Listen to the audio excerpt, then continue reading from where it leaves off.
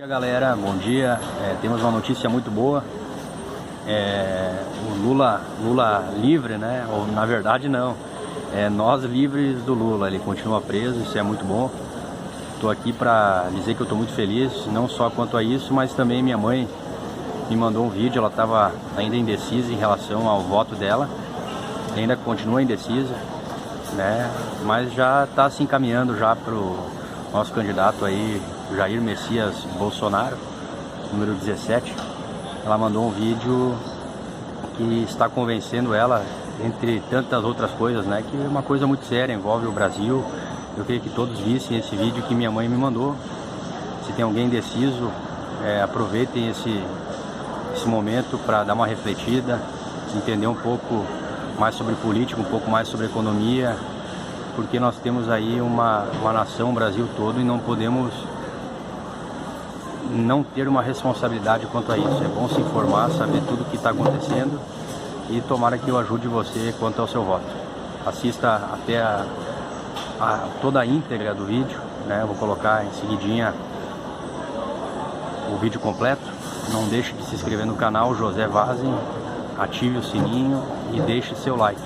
E claro, dê algum comentário quanto a isso. Obrigado, até a próxima.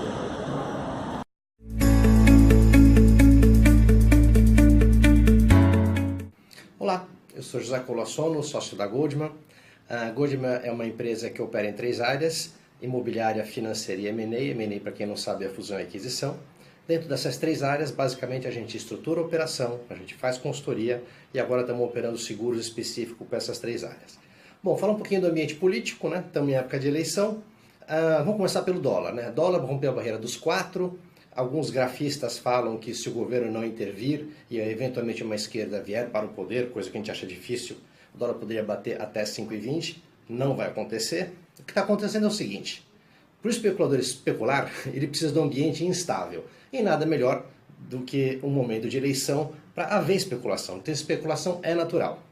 O câmbio passou a barreira dos 4, está em 4,5, 4,10, 4,20, e o governo não está fazendo swap cambial. Por quê? Na verdade, o mercado e o governo estão se testando. Os especuladores estão vendo até onde eles podem ir sem o governo entrar, e o governo está vendo qual é a folga dos especuladores. É óbvio que, se precisar, o governo vai intervir. Outra coisa que é muito importante, né, que os capitalíticos falam, né, que o câmbio vai explodir e que nem sei o quê. Quem fala isso é quem não entende economia. Um país que tem 380 bilhões em caixa, certo? Qualquer especulador não vai ser maluco de jogar contra, porque para jogar contra você tem que ter no mínimo o dobro desse montante em caixa para apostar contra o governo. Então, o assunto dólar, esquece. Na verdade, o próprio mercado se ajusta. Os exportadores estão rindo de orelha a orelha, o povo de agrobusiness vai rachar a bucha, o povo de mineração vai rachar a bucha, ou seja, compre ações desses segmentos, porque aproveitando essa oportunidade de câmbio de 4, 4,5, 4,10, 4,20, o pessoal vai ganhar muito dinheiro, principalmente quem exporta. Então fica de olho nesse tipo de ação. Vamos falar um pouquinho do ambiente político. A vida é feita sempre entre ponto e contraponto. Depois de 14 anos de governo de esquerda, clepto, caviar e bolivariano, acabou essa fase. Ou seja, agora nós vamos viver o contraponto desse universo. Ou seja, pela lógica, o próximo presidente vai ser alguém de centro-direita. Dentro desse núcleo, eu separei basicamente 4 nomes. Nós temos Álvaro Dias, nós temos Alckmin, nós temos Amoedo e nós temos Bolsonaro. Álvaro Dias, sem chance, certo? Partido pequeno, com a mensagem ainda não muito clara e muito centrada na pessoa física dele.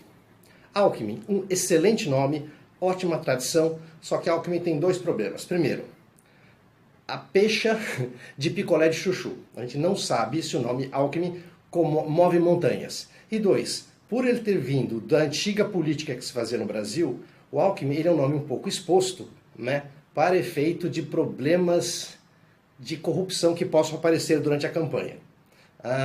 Então, em resumo, o Alckmin é uma candidatura que tem um pouco o telhado de vidro. Amoedo, excelente nome, excelente iniciativa, só que o Amoedo e o partido do Amoedo, ele peca pelo purismo, ou seja, ele incorre no mesmo erro, por incrível que pareça, do seu antagônico, que é o PSOL. Ou seja, ele é tão puro, tão puro, tão puro, que ele esqueceu de jogar o game. porque ele quer mudar a regra do jogo. Só que você não consegue mudar a regra do jogo na arquibancada.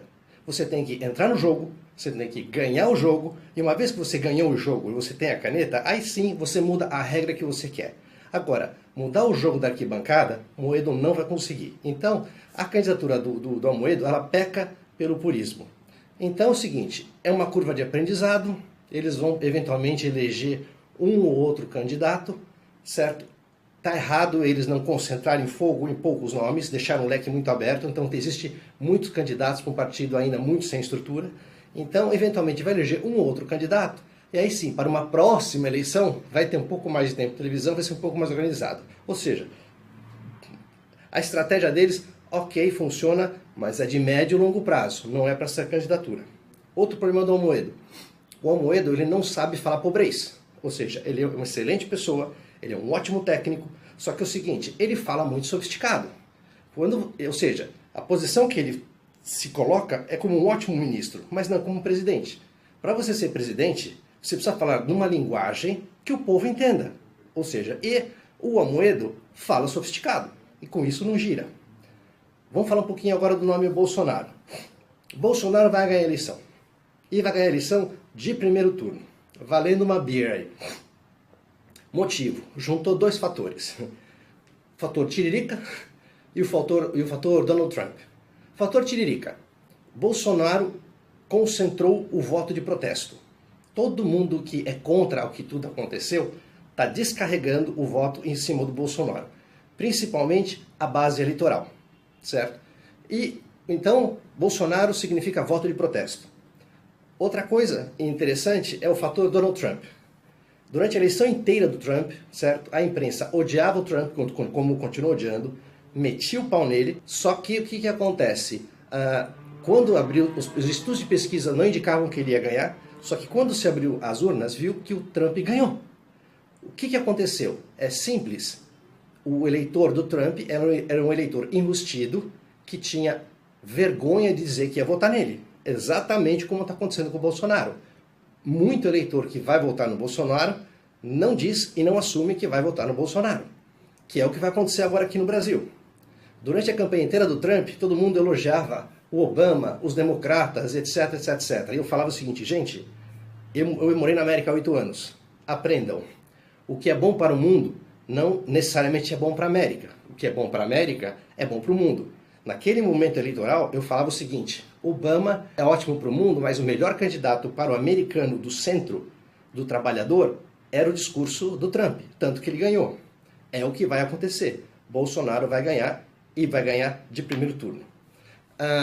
Algumas pessoas falam, mas ele é instável. Concordo. Ele não é preparado. Concordo. Mas a Dilma era? O Lula era preparado? Difícil dizer, né?